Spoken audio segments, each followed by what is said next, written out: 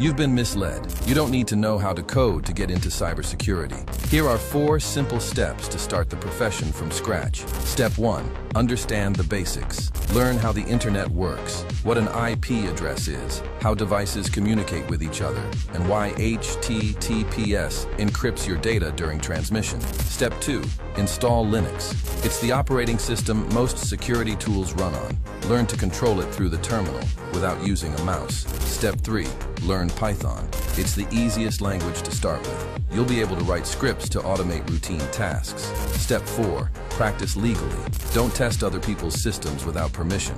Use platforms like TryHackMe. It's set up like a game. You get a training server and learn how to secure it. Want me to make a part 2 with a deeper breakdown?